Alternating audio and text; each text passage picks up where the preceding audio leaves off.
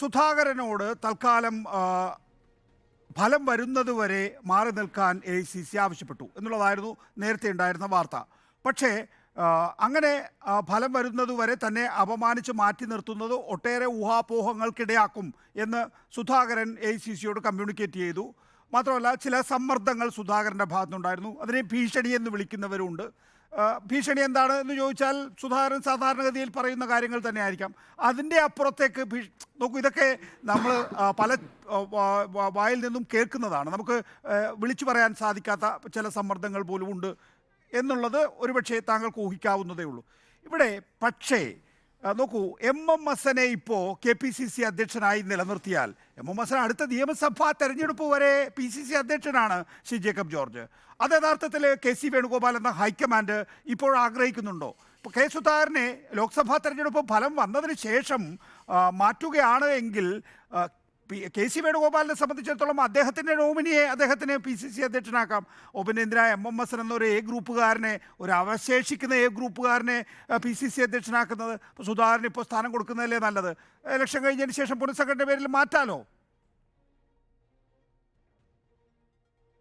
പക്ഷേ എന്തൊക്കെ പറഞ്ഞാലും നികേഷ്, ഇതൊക്കെ കാര്യങ്ങൾ വളരെ ഗ്രേസ്ഫുൾ ആയിട്ട് ചെയ്യേണ്ടിയിരുന്നു. ഹൈക്കമാൻഡ് AICC എന്നൊക്കെ പറഞ്ഞാൽ ഇന്ത്യ പോലുള്ള വലിയ ജനാധിപത്യ രാജ്യത്തിലെ ഒരു വലിയ സംഘടനയുടെ നേതൃത്വത്തിൻ്റെ കാര്യമാണ് നമ്മൾ ഈ പറയുന്നത്. അവരൊക്കെ ചെയ്യുന്ന ഓരോ കാര്യങ്ങൾക്കും അതിൻ്റേതായ ഒരു ലോജിക്കും കാര്യവും കാരണവുമൊക്കെ ഉണ്ടാവേണ്ടിയിരുന്നു. പക്ഷേ സുധാകരൻ്റെ കാര്യത്തിൽ ഉണ്ടാവാഞ്ഞതെന്ത് എന്നുള്ള ചോദ്യത്തിന് വലിയ പ്രസക്തിയുണ്ട്. കാരണം സുധാകരന് ഇന്ന് ശത്രുക്കൾ ഏറെയാണ്.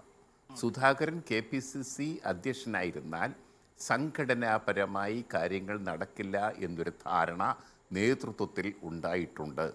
ഇന്ന് MMSനും പ്രതിപക്ഷ നേതാവ് VD സതീശനും ഇപ്പോൾ ഒരു ഒപ്പിട്ട് സ്ഥാനമേൽക്കാവുന്നതേ ഉള്ളൂ KPCC പ്രസിഡന്റിന് K സുധാകരന്. പക്ഷെ അദ്ദേഹം ആളെയും കൂട്ടി വന്നു. ഒരു ഷോ ഓഫ് സ്ട്രെങ്ത്, ഒരു ശക്തി പ്രകടനമാക്കി മാറ്റുകയാണ്. ഇത് തിരഞ്ഞെടുപ്പ് നടന്ന് ഉടനെ സ്ഥാനം വെക്കുകയല്ലല്ലോ. ഒരു സ്ഥാനത്തുനിന്ന് മാറി നിന്നു. തിരഞ്ഞെടുപ്പിന് വേണ്ടി അദ്ദേഹത്തിന് സ്ഥാനാർത്ഥിയായിരുന്നു. വീണ്ടും സ്ഥാനത്തിലേക്ക് തിരിച്ചു വരുന്നു. ഒരൊറ്റ ഒപ്പിൻ്റെ കാര്യം മാത്രമേ ഉള്ളൂ. അവിടെ അങ്ങനത്തെ ചടങ്ങും ഉണ്ടാവേണ്ടിയിരുന്നില്ല. പക്ഷേ അത് ഇത്രയും വഷളാക്കിയതിന് സുധാകരനും പങ്കുണ്ട്, തീർച്ചയായിട്ടും ഹൈക്കമാൻഡിനും പങ്കുണ്ട്. ഒരു വിവേകപൂർവമായ ഒരു തീരുമാനം അല്ല എടുത്തത് എന്ന കാര്യത്തിൽ യാതൊരു സംശയമില്ല. പക്ഷേ ഇവിടെ Jacob George, K Sudhakaran charge എടുക്കുമ്പോൾ വളരെ അപൂർവം നേതാക്കൾ മാത്രമേ അവിടെ ഉണ്ടായിരുന്നുള്ളൂ എന്നുള്ളതാണ്. MMS തിരുവനന്തപുരത്തുണ്ട്.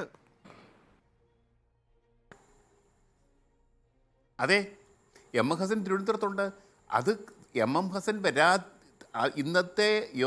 ഇന്നത്തെ ചടങ്ങിന് പങ്കെടുക്കാതിരുന്നതിനും കാരണമുണ്ട്. അത് നമുക്കൊക്കെ അറിയാവുന്ന കാര്യമല്ലേ. അവരൊക്കെയും K സുധാകരനോട്, KPCC അധ്യക്ഷനോട് പുറംതിരിഞ്ഞ് നിൽക്കുന്നു എന്നതാണ് വസ്തുത. എന്താണ് കാരണമെന്ന് പറയേണ്ടതില്ല.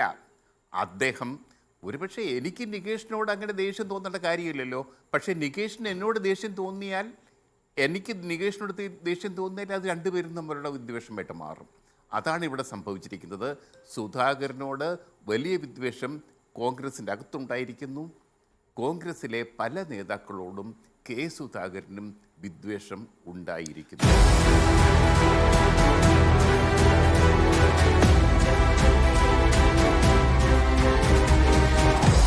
Debate with MV Nikesh Kumar.